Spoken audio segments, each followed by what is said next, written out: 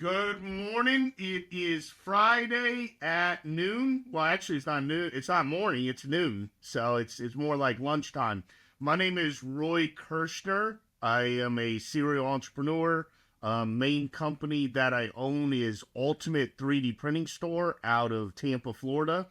And I'm very happy to have you join us today. A little bit of information about me again is I'm a serial entrepreneur.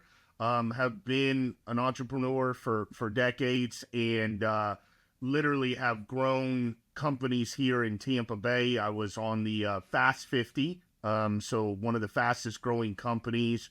Got number 6 in 2021 and stayed on the Fast 50 in 2022 with number 22. And really, we're just going to talk today. Yep. We have, they're going to introduce themselves in just a second here. We have a kind of a panel to be able to discuss some topics of really how to succeed in 2025. Spencer, let me throw it over to you. Yeah, so I'm Spencer Beaudreault, based in Tampa, Florida. I am the co-founder and partner with the Fly and Go agency. So we're a digital marketing agency here in the Tampa, Florida area. We work with companies and businesses of all shapes and sizes in all different types of industries. Yeah. And my name's John Hanson. I'm based out of Central Ohio. I'm an entrepreneur. I've done multiple things, public speaking, workshop facilitation, business coaching, most passionate about helping entrepreneurial, growth-minded, small, mid-sized businesses grow through leveraging the strengths inside and outside their organizations of working and through those relationships. And if you want to learn more about me, LinkedIn's the very best place to go. You can find all kinds of information there. I know all three of us are active on the platform. So if you want to learn anything about the three of us, I highly recommend checking out LinkedIn. And we're going to leave time on the back end for Q&A. So people that are tuning in, if you got a question, please, by all means, leave it in the chat. We'll be monitoring that to make sure we can answer any questions related to the topics we'll talk about today. Awesome. Great. So the first topic is year after year growth. You know, how to constantly be growing. I don't think it's year after year. I think it's really week or day after day, week after week, month after month, year after year growth, right? You always want to be pushing yourself to get to the next level. And I mean, that is one of the things about being a true entrepreneur is there's nobody. It really comes down to like there's nobody waking you up in the morning. You have to do it yourself, right? And you have to get motivated. And you're either a sole entrepreneur or a business owner, and you have responsibilities. You have people relying on you when you grow a company, and it's really at that point in time that you just you got responsibilities. You got things that you got to handle. So I think one of the most important things in growing, right, is and we don't talk about this a lot, believe it or not. A lot of business owners kind of shy away from it, but is financial literacy. Understanding money is one of the most important things in this world, right? Because nowadays you have to understand money in so many different ways, right? One is your personal finances, 2 is your business finances, and 3, which a lot of people actually don't think about, but is your retirement, right? And I think the sooner you think about some of those things, or the sooner you definitely think about putting money away, saving money for a rainy day, saving money for retirement, the younger you are, the more opportunity you have to set yourself up with true success that way. So one of the things that I'm going to throw out there, that I was listening last year to Damon John with Shark Tank, right? And he was a phenomenal speaker, believe it or not, phenomenal speaker. He walked us through his life. He walked us through how he became who he is today, but all the trials, the tribulations, the resilience, the grit, the failures that he had to finally get to where he's at now. And one of the things that I loved was the opportunity at the end of his speech was to ask him a question. And I said to him, he said, does anybody have any questions? And I was the first person to raise my hand. I said, hindsight's 2020. You can look in the past and you can see everything you did right, everything you did wrong. And I said, what is the one, if you could just give one piece of advice to an entrepreneur, you're not allowed to give more, just one piece of advice, what would that piece of advice be? And he said it. He said financial literacy. And believe it or not, he actually wrote a book for people to understand financial literacy. So he said that's what he said. He said the number one thing is literally people understanding that. And it's so true, because as you grow in age, and as you grow in business, understanding financial literacy and understanding the money side of it is the absolute most important thing. But I'm going to throw it over to Spence now. Sorry. Spencer? I caught you off guard, but caught you off guard a little bit there, my friend. You're good, brother. You're good. No, I think that's great. I mean, it's funny that you brought up financial literacy, because I was just talking to one of our employees yesterday. She's 23, she's young, and, we were having lunch and stuff like that. And we were kind of going into business structures like LLCs, S Corps, financial literacy, not using a debit card versus using, a credit card, and how to kind of funnel your money and stuff like that. So it's just, financial literacy is one of those things that I wish they would teach in school. I wish somebody would have taught me at 23. So I would have started actually paying attention to these, these processes and systems, and followed these, basically kind of the little rule book for, successful people with financial literacy. I wish I followed that early on. I really didn't care. It wasn't important to me. I didn't think it was a priority. I kind of just I'll figure it out. I'll worry about it when I get to 30. Right. And then by that time you're like, shit, I'm kind of, behind the curve now. I wish I would have picked this up sooner. But I think, with year over year growth, are we looking at revenue, right? Is that what we're looking at from a growth perspective? Or, are we looking at other areas of growth, right? It could be your systems and processes, right? You might have stayed kind of stagnant, from a revenue perspective, from 2024 to 2025. But you were so much more dialed in with your systems and your processes that you were just a much more well-oiled machine at this point, with your business. So I think, those are some things that people need to kind of keep in mind when they're thinking about your year-over-year growth, right? Don't hyper focus on just the revenue, even though revenue is super important, right? We want to be, cash positive, that, you want that flow to come in, but, also, pat yourself on the back if you really have had tremendous growth in your systems and processes.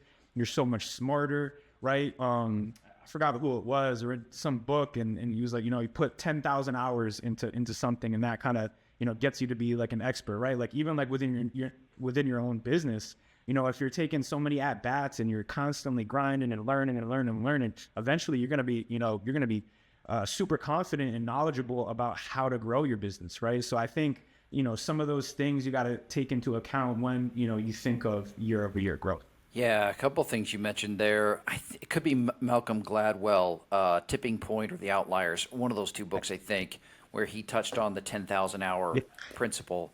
It's an interesting concept where social media does a great job of pumping virality, of going viral, and Roy can talk about this in a little bit. Next, I'm going to make sure I lead up a question to answer this. So viral success, as thrilling, as exciting as the big numbers are to be in a say a fast 50, right, where you weren't last year, suddenly you are. That suddenness can be hard to handle. So the 10,000 hours is just being consistent, of working your craft, of learning from others in your industry, always learning, being curious, asking great questions so you can get great answers. Yeah, that 10,000 hours of expertise Takes a little while to get to, but in the process of getting there, it's if you're building, and I love you said this too, systems and processes. I actually had that written down before you started talking, Spencer, because back in 2019, and I'll give you an example. Back in 2019, Chick-fil-A vaulted Wendy's to hold the number 3 spot for quick service food. Only McDonald's and Starbucks were ahead of Chick-fil-A. And Chick-fil-A, as you know, is only open 6 days a week as opposed to 7 like the others.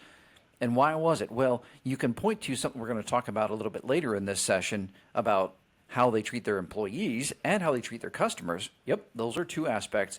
But what's really important is they combined that with just killer system and processes. It doesn't matter how good your stuff is. If you haven't built in a process or a system, or you're not harnessing automation, and now especially AI, to help your business be more effective in less time with less effort, and so that the experience is kind of consistent there, then you're automatically hamstringing yourself. You're putting roadblocks in your way of productivity. I love that you're saying, don't just look at the revenue. Because, okay, so revenue, a lot of companies boost this when they're trying to sell. They will max out revenue, but you're not asking the bottom line, well, how profitable was that revenue? And they're getting the books ready for sale. I've seen this time and again in my experience working in different industries where companies that are positioning for sale, they're going to pump the revenue as hard as they can. And while that looks really impressive on the books, what IP have they created? What is a product or something that they've introduced to the market? How are they innovators? What's their profit margin? What systems and processes do they have built in place? What automation and AI tools do they use? Like, these are all aspects of growth that, who cares if you've got the biggest revenue in the industry? If your profitability is so dang low, then that means you've got a very small margin for error. And I think that's where the combination of what you're talking about takes time to get to that level of expertise. You need systems and processes. And then the financial literacy part, if you're well studied in that, you'll understand that it's not just about revenue. It's really about profitability, as well as that. Of the revenue you bring in, what are you keeping? What's going back into the business? What's really your bottom line return? I think those are all great aspects of the year-over-year growth. And I'd say one more thing. You touched on this, Roy. It's not a yearly thing like as you get close to the end of the year, how are we doing? No, if year-over-year growth is important to you, it's something that you're tracking, perhaps not on a daily basis, but you're intentional about what you do every day, that, say, as you take a snapshot every quarter or every month, to kind of get a feel for where you are. Are we on track? Are we on pace? Are we ahead? Are we behind? I think that the daily effort goes into that, and then you've got to be measuring it on a regular basis, because the last thing you want, I would think, to be end of Q1, you're like, crap, we're behind. Well, you don't want to be in an era of desperation. So if you can start figuring out kind of a measuring perhaps a month at a time of where you're at, you're breaking down that yearly goal into 12 pieces, then there are more bite-sized chunks and milestones that can be more easily achieved. I know from your story, Roy, that Fast 50 came on suddenly for you, so that you experienced year-over-year growth at astronomical year-over-year growth for at least 2 years. Describe to us that sudden shift, that shocking shift from good company to Fast 50 the next year. That was definitely year-over-year growth. How did that sudden growth, how did that impact you and your business and your clients and your team? Big question, I know, but how did it impact everybody touching the organization? Yeah, so I mean, I can just tell you, it's a straightforward. It's a shit show. You're literally walking in every single day, and you're trying to deal with the most important things, right? And so many things are coming at you when you're actually growing very, very fast. Is you have to prioritize what is the most important. You have to prioritize what is like literally which emergencies, because it actually was emergencies, that you literally, like, is it a true emergency? Because each department head, when you actually have a business, you have accounting, you have marketing and advertising, you have sales, you have logistics. Each manager actually feels like they're that that is the most important thing, right? The manager is coming to me as the CEO and the owner, and he's saying, like, we've got an emergency, Roy, but it's actually, I have at that time, I actually have to prioritize like what department really has an emergency and what is the most important thing that has to be dealt with right then and there. And it really was, I mean, I could just tell you, and most people don't experience this, but next thing you know, you look up, and this is kind of a good thing and a bad thing. You look up and we close at 5 and it's already 6 o'clock. And all you're doing the entire day is that. So then my second day started where I would leave and work at night to like catch up on other things, right? But it was like when you're in a very, very, very fast-paced environment, the one thing that I can tell you that actually brings people together in culture is you blink and the day is over. So people love that in some ways, right? Because you're constantly you're going full throttle and there's no time, and not just me, but like the entire organization, there's no time to just mess around, right? Everybody has so much to do because you're growing at this unbelievable rate, which was like 350 to 400% in 1 year. You know what I mean?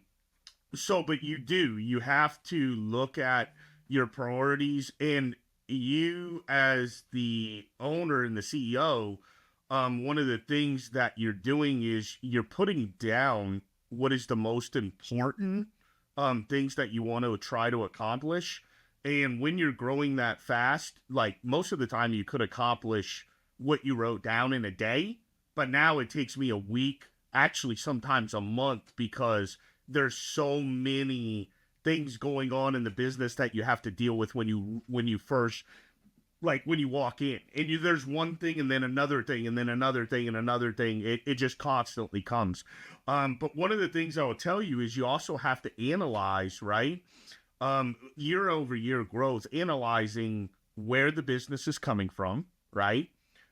You also have to analyze who is on your team that is excelling, right? Because it's culture, it's team, it's lifting people up constantly too.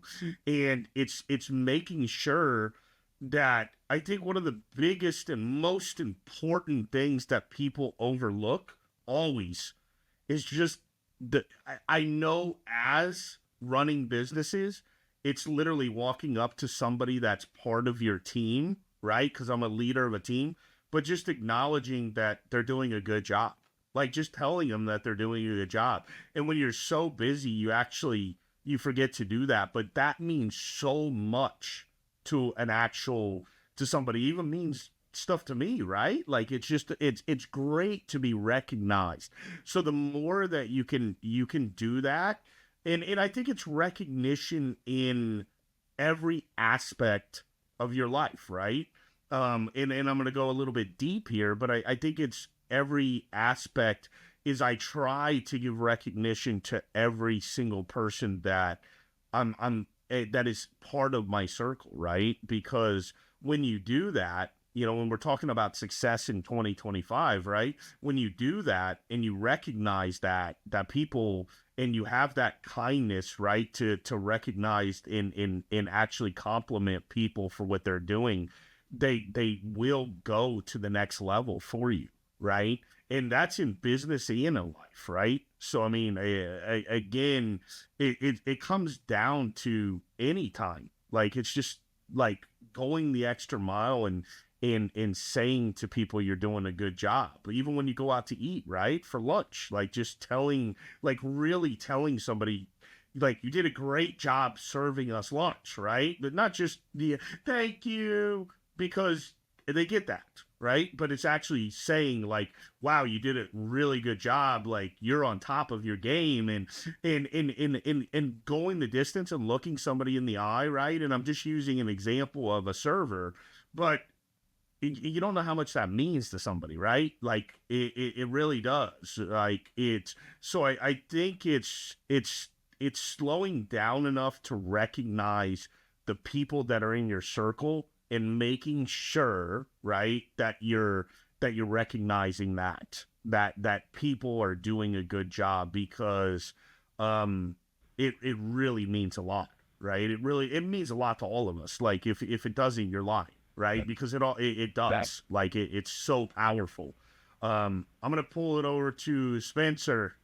Yeah, Your no, turn, brother. so I'm kind of gonna bring up like two different topics, but they like tie into each other. As far as like year over year growth goes, from a marketing perspective, right? It's like it's doing the consistent branding, the social proof, and retargeting, right? And I can get granular on those, but then tying that into the lifetime value of a customer, right? And I think that's a really important metric to track when you're thinking and speaking on year over year growth is the lifetime value of your customer, right? Like, let's, speak in terms of maybe an e-commerce product. Let's say you sell t-shirts online, right? Or, maybe that's not the best one. The lifetime value of a customer, right? Like, once they come into your shop and they purchase one thing, right? Are they just a one and done type of customer? Or, are they consistently buying your products, week after week or month after month? Like, what does that frequency look like? And then,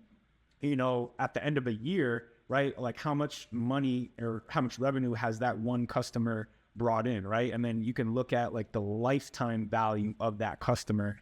And, and one of the topics that we're going to speak on a little bit after is the, client retention, right? Or customer retention. But I think, ways to really strengthen and grow and kind of, make it larger with the lifetime value of a customer is, having that consistent branding and social proof, right? Like, what are you putting out there on social media? Like, what are you putting out there to the masses? Like, what does your branding look like? What is that look and that feel and that energy behind your company and your products? And then like, from the social proof aspect, this is one of the biggest things that like I tell companies, when I go in and, we kind of have that, consultation and that little discovery call is, like, what are you doing to show social proof, right? People follow people. Like, are you putting your views out there, right? Like, are people giving you testimonials? Because at a certain point, like if you're doing that consistently over time, people are doing the selling for you.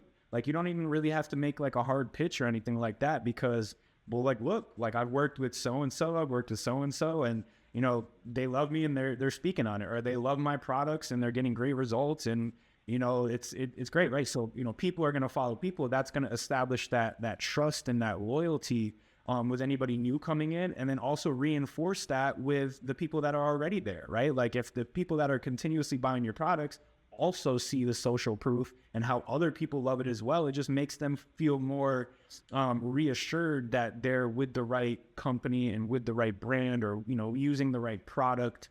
So I think that's, is super important in terms of year over year growth.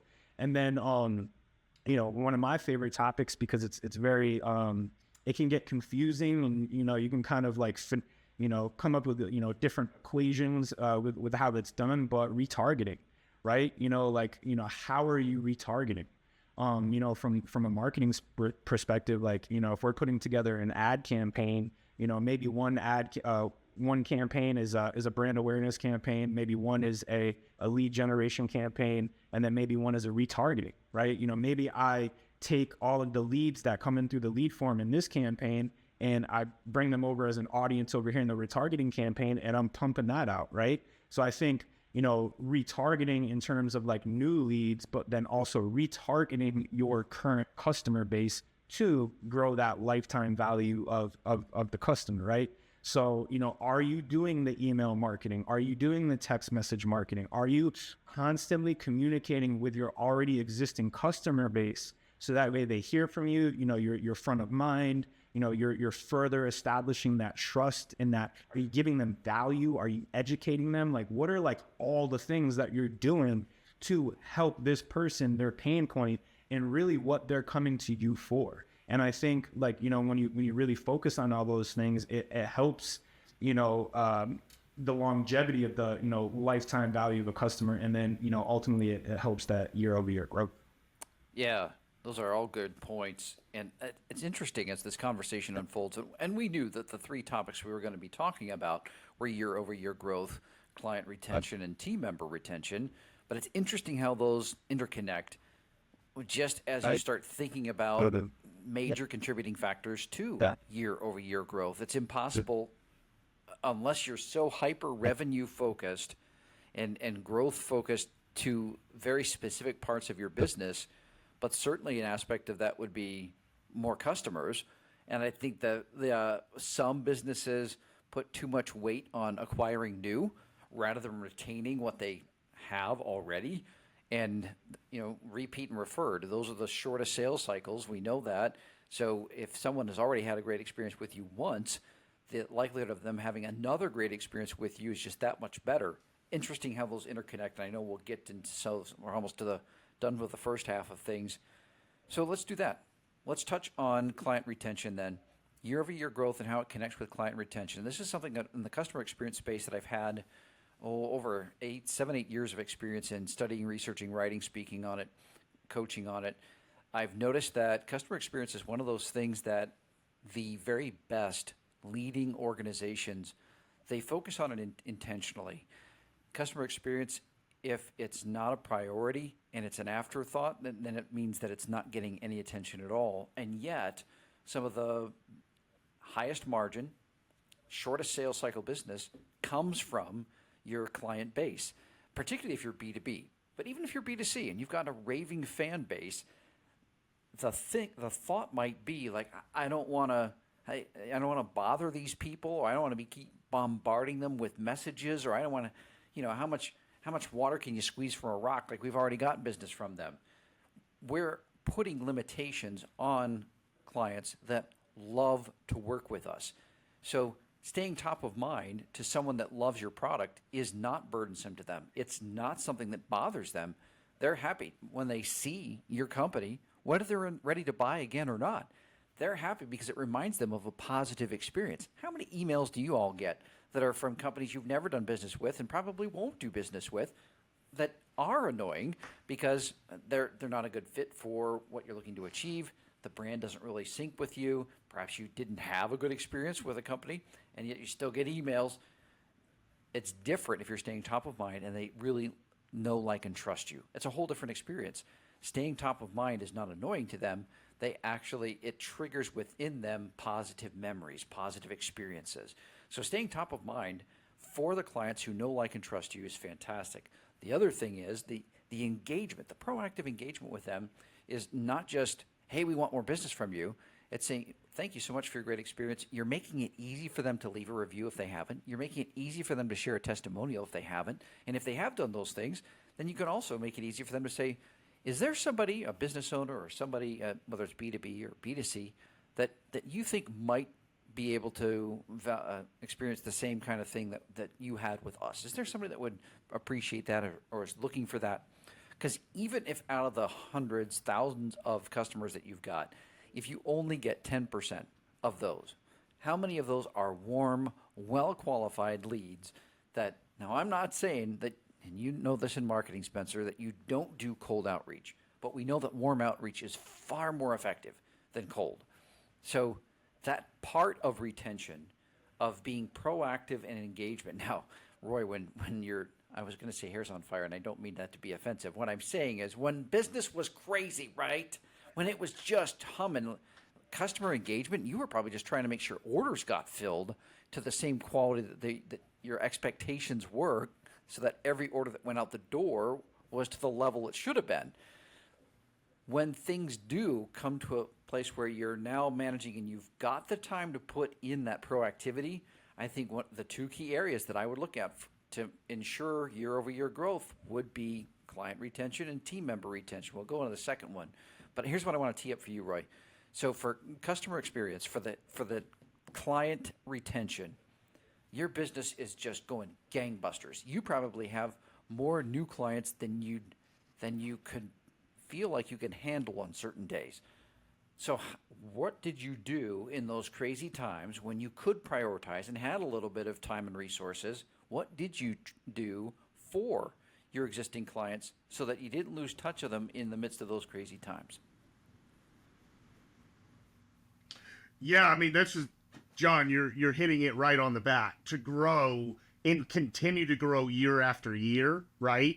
It's all about your customers, right? It's taking care of people before, during, and after the sale, right? It's constantly being, and no matter, please understand this, no matter how much chaos is in an organization, no matter if you have policies, procedures, manuals, no matter if you have fires going on, the one thing that you absolutely 1,000,000% have to pay attention to and never let fall is the customer, right? Is out there. So you can have chaos inside the company. You can have, you can be growing, you could have not the right people, all these types of things. But when it comes to them, they don't see that, right? They don't see that. They're the in person, like they're the person on the other side. So they're not as an owner of a business, you don't ever want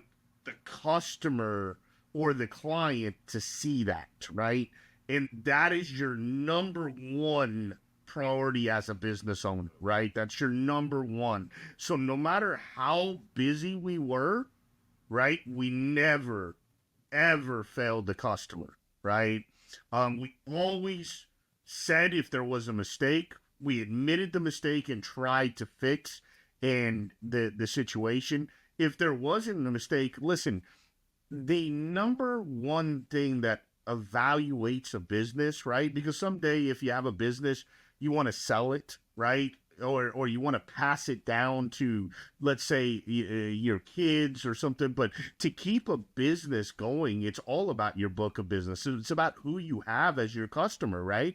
It's about your clients. That's really, I mean, if your biggest competitor wants to buy you, he's buying your book of business. He's buying people that are doing business with you and are not going to somebody else because you made a difference, right? You made a difference.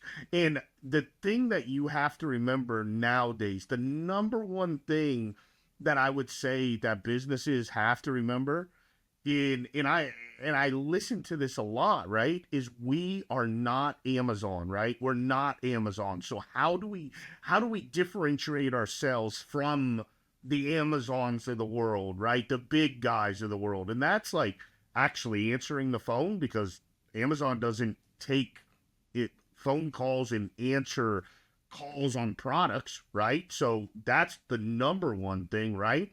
Amazon doesn't like write handwritten letters to people saying thank you for buying from us, right? Or call them and say, hey, we're a small family owned and operated business, again, thank you so much for doing business with us. Does it mean something to every single person? I don't think it does, but it means to a lot of them, right? It does mean to a lot of them. Like if you actually, we get constantly on a daily basis in one of my companies, right? I constantly, this is every single day, I get like, oh my gosh, you actually picked up the phone and you can answer my questions. I mean, there you go. That's a differentiator, right? That you have to notice that you're doing differentiation on, right? And I just think being outside the box, like the one thing that you have to do constantly within a business, and I'm going to say it, is be different, right? You are different than your competitors, right? You constantly have to be different, right? And that's, and you have to figure out as the owner or the leader of a team, how you're different. Are we writing handwritten letters to people? Are we calling them? Are we texting them? Are we sending them a gift, during Christmas? Are we, do we have core values within the organization that literally tell customers who we are, and like this is what we stand up to. Like this is who we are. If we make a mistake, then it's free or something like that. Everybody's different, right? But you gotta set these things, because your book of business, buying customers with marketing and advertising, yes, you always want to be buying customers. I'm just being honest with you. You always want to get new customers, but your existing database of who you have is more important than anything, right? And again, no matter how much problems, chaos, or anything you have within your business, never, ever let the other side see it. That's the biggest piece of advice I can give you. And I'll pass it over to Spencer. Yeah, no, I mean, you nailed it, man. I think, as far as like customer retention is concerned, like, yeah, like you always want to have like customer acquisition, right? Like new customers is always super important, but you're going to have so much more value, especially for your companies with the customer retention or client retention. So I think, people should really value both, but really put more attention on the retention, rather than the acquisition, because I think that's going to be a lot more sustainable for any business, right? And like how do you do that, right? And I think if you really break it down, it's A to Z, right? Like the onboarding for the client or the customer, like what is their experience with that? Did they have a good experience, right? Or did they go through a bunch of like hiccups and headaches and it was a pain in the ass and they didn't vibe with it, they didn't like it, you weren't nice to them on the phone, or your employee wasn't nice to them? You have to really think about that in terms of onboarding, right? Like that's the first piece to it. And then the second piece to it would be actual like delivery of the service or the product. How was their experience with that piece, right? That's step two. Did they like the product? Are they getting a good experience with that? That helps with your retention. And then the third piece to it is like all of the follow-up, right? Like how do you sustain that client? Like what are you doing? Like are you is it a client that spends a good amount of money with you? You got you're getting results. And I'm kind of speaking from a lens of a marketing agency, right? Let's say I have X, Y, and Z client and they're spending X, Y, and Z dollars a month. Like how am I showing my appreciation? Like, guys, like, we're crushing it with you. Like, I know we're delivering really good value, but you guys are also delivering really good value for us. Like you're allowing us to crush it for you and help you grow, and you're giving us a really valuable case study and social proof and testimonial because of that. Like, I love you. Like, let me go, take you out to dinner, let me go, send you a gift box. Like, let me, do something to show that appreciation. And I think those little, tidbits, where you go out of your way to have that human to human connection with your clients and your customers goes a really long way. You might have a ton of, like, let's say you're selling an e-commerce product and you're like, shit, man, I got, hundreds of customers. Like, how am I going to write an individual, like, handwritten letter for all of them? That's fine though. You put in that sweat to do that. It will pay off. It will. It always does. Like, even if you don't get that instant gratification, really be focused on the delayed gratification, right? Do all these little things that, are really going to help your retention over time, because that's the key. If you want to grow as a business, if you want to grow even with your friendships, right? Like, if you have a friendship with somebody or, a relationship with somebody, you let it go on for so long without communicating with them, or like just checking in, like, hey, I was thinking about you. I do that all the time. If I have a friend that's, on my mind, and I know I haven't spoken to them in a little while, I reach out really quick, right then and there, like, hey man, I was just thinking about you. Hope all is well. Even that little thing is it's going a long way, and it helps, retain relationships in your life. And I think in terms of customers and clients, like, you have to think of it like that. You think of it as a relationship, and how do you do your part to make sure that relationship is strong? Because if you're not doing your part and it's very just surface level and bare bones, then, that's what you're going to get out of it. So I think, when you really go out of your way to do the extra, it helps tremendously with, client and customer retention.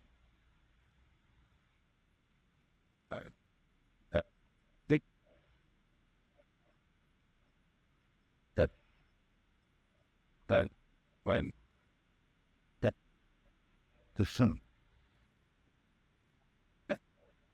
Hey, oh, yeah, right. Hey, Yep. it, Great question. I think in terms of marketing, and you guys might have been, kind of, you've gone through this. I know I have. A lot of what I went through as an entrepreneur and, somebody just trying to build my brands and businesses, early on was, I didn't really understand marketing, early on. I had to learn that skill set. And what got me to be like, screw it, I'm going to learn this stuff is I got burned by a lot of people, right? And I think a lot of people don't trust marketing agencies. And I think one of the reasons why they don't is because there's not like a clear transparency and like education. So I would say like one of the ways that like myself and like our company, our agency really helps with, the retention is that I go out of my way to really educate people on exactly what we're doing. Even like the little granular details where, a marketing company might want to be a gatekeeper and they're like, oh, we can't tell them our secrets and we can't say this and that because then they're going to steal our ideas and just try to do it themselves. Like, if you're going to go do it yourself, cool. Like, good. Hopefully you're going to look back and be like, you know what, he taught me something very valuable. But, more often than not, when I do that, like I'd say probably 95% of the time, I overeducate and I do that. They realize how much goes into what we do, how much little, like, go ahead and try to do it. Like, I'm not even afraid of that. So I think that it really helps strengthen the relationship when I go out of my way, personally. And then when our agency goes out of our way to really educate the client on what we're doing, why we're doing it, and like all the little nuances that go into it. So they can just, a lot of times they're like, oh, wow, okay, yeah, screw it, you guys just do it. And I would say that that's one of the, big differentiators. And, at least I believe, and why like, people gravitate towards us versus going with another marketing company and, why that, helps our retention. Is really important. Absolutely against trust. And then it positions you as an expert. And then an informed, educated client is typically going to be more trusting of what you have to offer and stick around longer. The studies prove that as well, that an educated, because if they're kept in the dark, then they really don't know all that you're doing for them. They see the price tag and maybe the results aren't what they were expecting for what they think they're paying. And somebody else is happy to come along and say, oh, you're paying that? Oh, we can do better for less. And they don't even know what you're doing. By laying out all that you're doing, you're building that relationship. I mean, how funny would it be, and sad really, to be into a dating relationship and you don't know anything about what your significant other does?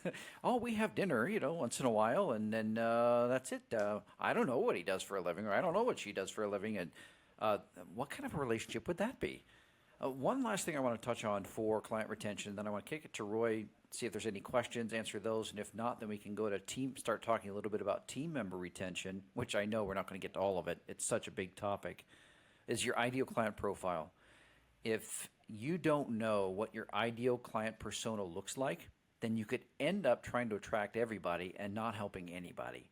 And I think the ideal client profile doesn't take a lot of work. It just takes a little bit of intentionality of looking at who are our best clients, who are the ones that spend, not necessarily the most, but let's look at that, spend the most, who are the ones that have been with us the longest, who are the ones that have referred people to us, who are the ones that have of the services that we provide, have the ones that are the highest margin for us, also bringing the highest value to them.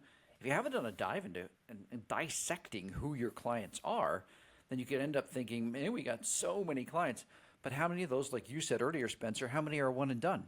Meaning they did one thing with you and they didn't stick, or they didn't come back, they didn't refer. What I find, and it's a little sad, we have this experience, right? You sign up with cable, a new subscriber, oh, get all the benefits, all the greatest packages, and then a year later, oh, if you want to stay on, it's going to cost you way more. New person, oh, they're going to get everything for a fraction of the price. So longstanding clients, they can often be taken for granted because, especially when you're busy, the squeaky wheel gets the grease. The ones that are high maintenance get the grease. And what I found, and studies would back this up, is that the ones who are the highest maintenance tend not to be also the highest revenue. It can be true if it's a large client and they bring in a lot of business, but how profitable is that? It could be high revenue, but what's the profit from that? I see Roy shaking his head, so I know he's going to give at least one example of this. It's if you haven't looked into who your ideal client persona is, and then find out how do we get more of these? How do we get more people or clients just like this one? And the best place to start is by asking the people who are your ideal clients, who else do you know, like you, that would benefit from this. If you can pack your base with as many of your ideal client profile it's such a great win-win fit. They get great value. You get good business that, like Roy said, that's going to be the sustainable growth is not possible. Apple just had record sales. How are they doing that? It's retention. I have this phone, and I'm likely to get the next upgrade and the next upgrade and the next upgrade with all the bells and whistles to it, right? Because I'm happy with the product. And it's so much more work to go to something else. I'm not enslaved to this thing. I could go somewhere else, and I'm sure another phone has got a fantastic offer if I start with them. But Apple has a leg up that unless they screw up royally, I'm still going to stay with them. So that's where we have the advantage as being the incumbent to really invest into those existing relationships and make the most out of them. So I saw you're shaking your head, Roy, or nodding your head about that. I'm sure you've got a story at least to share of customers that are high revenue but not necessarily an ideal client, although high revenue is exciting. And then I'll see if there's any questions, Q&A, and if not, I know you could kick us off into the team member retention, but I'd like to hear if you've got a story or two about ideal clients and fit that way. Yeah, so there's no doubt I got a story. I mean, I got more stories than you want to know, believe it or not. Especially in 3D printing. So I mean, our biggest thing is the more revenue we were bringing in. You have to remember, a business has revenue, right? But it's the profit that kind of matters. It's not the revenue. It's the actual real income that you get from each customer that you're putting in. So if you get somebody that gives you a lot of revenue, but they actually tie up your entire team every day, all day, and you can't get other business, right? Are they really helping your business, right? Because at the end of the day, it's just like I'll give you an example of somebody. I sell somebody a printer, a 3D printer, right? And they make us teach them how to use it. And I'm saying it like this: they make us teach them, or they're going to give us bad reviews, right? Or they're going to go on Google. So they make us stay on the phone with them and walk them through the entire machine inside and out, up and down, right? And they feel that is part of the sale that we did. And by the time we're done, the money we actually made on the machine, we've actually lost money. Because my guy that I pay $1 amount per hour, right, has stayed on the phone so long with that person that we actually don't make any money. And we experience this. Like, I think every business does. I'm just being kind of there. I've owned multiple businesses. I've worked in multiple businesses. I mean, this is definitely not my first rodeo. You are absolutely 100% going to get the wrong customer, right? And I think that is the thing, is the power of knowing who do you want to attract and get the right customer. And especially, I was in marketing and advertising, just like Spencer. We could have 3 clients, but we could actually have 10, but they were so needy and they were so like literally taking up all of our time, that it didn't make sense, because we couldn't explain to them, right? Those 3 customers, we couldn't explain to them. They just didn't hear it. It went out one ear and out the other, like how much time and effort and consideration we were putting into their account. And then when you grow, right, you're like, okay, let's get rid of the ones that are really like taking that much time, because it's not worth it, right? It's not worth it to your actual portfolio, your business, because it's not good business. It's that way. So I think at every point in time within an organization, you're gonna have to deal with this. At the beginning, it's not a good thing to deal with. You just got to deal with having the wrong customers. I'm just being honest. If you're a entrepreneur and you're just starting out, you got to deal with whatever you got to deal with. That's part of the game. That's part of the game. Like, that is 100%. Just like you're wearing a lot of hats as an entrepreneur. You may be cleaning the office, because you don't have the money to hire a cleaner. You may be, doing the shopping. You may be, doing all these hats, right? But there's a point in time within your business that that's one of the things that you're going to look at, right? And you're going to want to absolutely not only look at who you're doing business with and is it worth doing business with them, and then absolutely who you attract. And sometimes it's if you're in a certain kind of business, let's say like marketing and advertising, you're having discovery meetings. It's called discovery meetings at the beginning.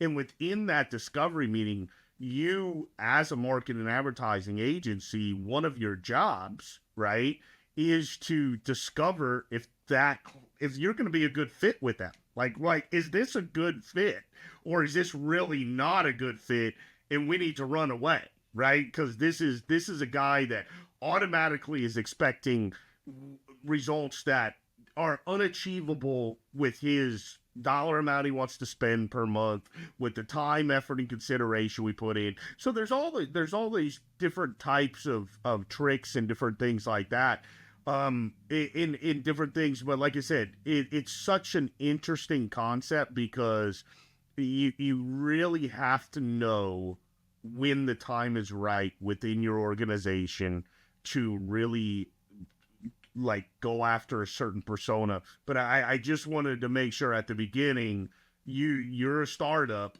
like you got to go with who you got to go with, right? And then as you grow, it is absolutely vital. It's absolutely vital to really pinpoint down who that customer is and which ones you want to attract, right? And it was so vital for us because 3D printing, there's no school for it, right? There's no school. You can't go to school. So we had to make sure we attracted people that were already in 3D printing. I didn't want to attract the person that was getting into 3D printing. I wanted to attract the person that was in it, and then they needed somewhere to constantly, they needed us to buy. But the beginning side, wow, that side was really hard because you can't staff enough, right? At the beginning, there wasn't enough YouTube videos. There wasn't enough time to show them everything, right? And you can put yourself right out of business, right? Because you're trying.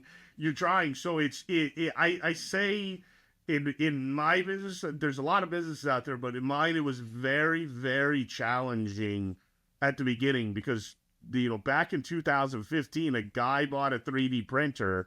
It got to his house, and he's just being honest with you. He's sitting in his garage, and he's messing with this thing on a Friday night.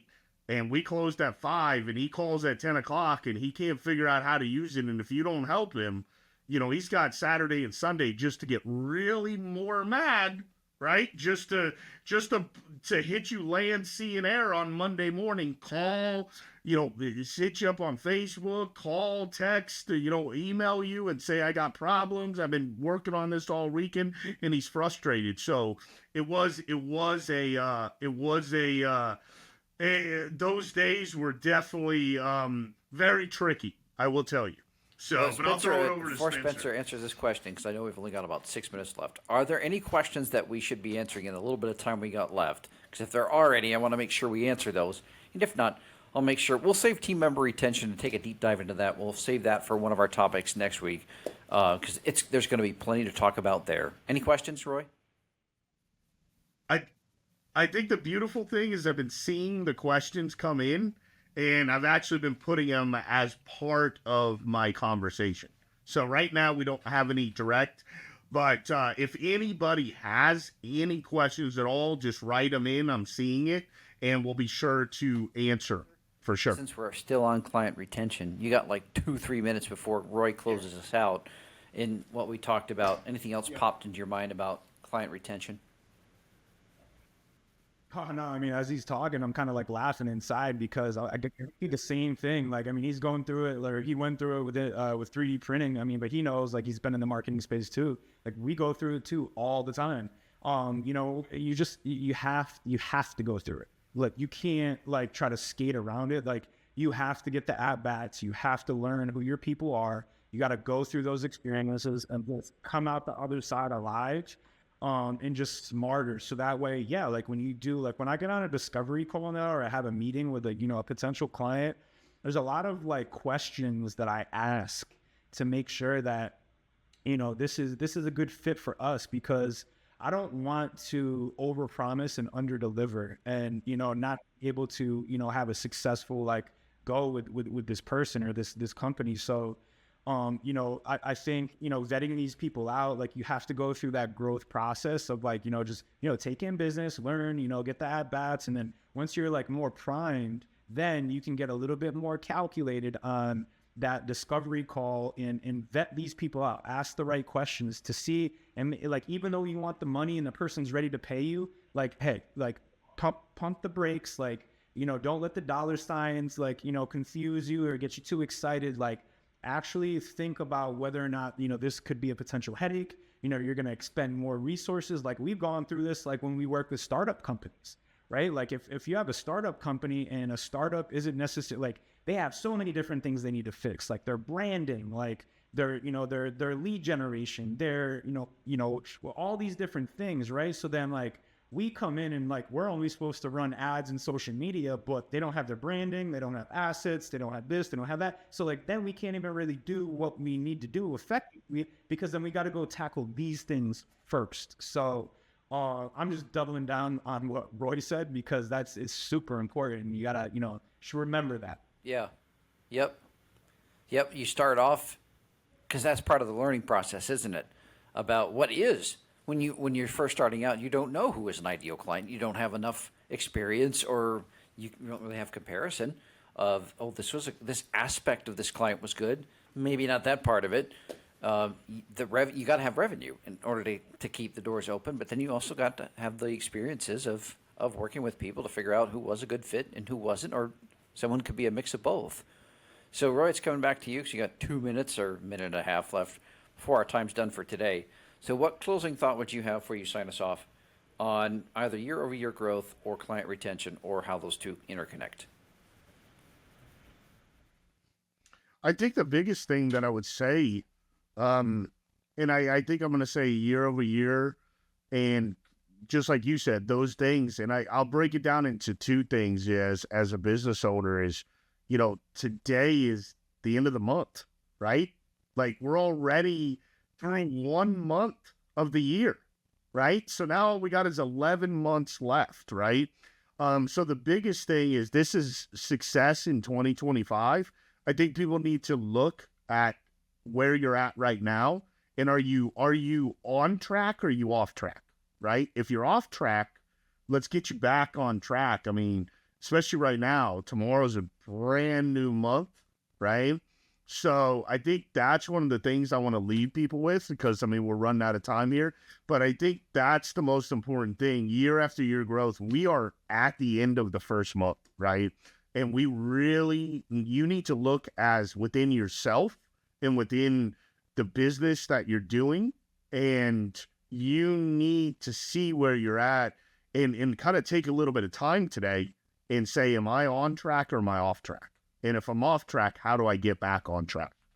So, like I said, I know we're here every single Friday from 12 to 1. We're trying to help and grow our audience and give advice. So, I mean, we want to pour into people to help them. That's one of the reasons why we are doing this. So please, if you tuning in, keep on tuning in.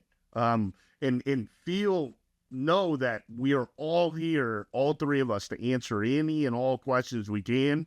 Any mistakes we've ever made, we're hindsight's 2020. We're looking in the past and we know we made them and we want to fix them. But if we can give the knowledge that I have and the knowledge that John has and the knowledge that Spencer has, and we can make sure that you don't make a mistake, we give you advice to not make those mistakes, that is so powerful to you, right? So, I mean, that's one of the biggest things I want to tell everybody that's listening in, is just keep on listening in. Come to us with anything that we could possibly do to help you, or any advice. We'll bring the topic up and we'll talk about it. So, Spencer, I'll let you kick off the end too. Yeah, And then John. everybody that's listening in, we appreciate it. Show us some love too. We want to keep growing this thing. We want to come with better fresh topics. We want to help people. Just like Roy said, that's exactly why we're doing this. We want to help people. We're genuine in that approach. So any questions, any love you can show is much appreciated. I used to say the most valuable thing we had was time, but then I discovered I was wrong about that. The most valuable thing we have nowadays is our attention. So whatever we put our attention to automatically gets our time. So I appreciate people that deliberately took time out of their day to give their attention to this. And yeah, we want to do this more and more because the ideas that will come from this, we want to be a source of encouragement, inspiration, and some maybe best practices to help others on their entrepreneurial journey. So we look forward to the next conversation. All right. Till next time, everybody have a wonderful month in close. Again, a month in close.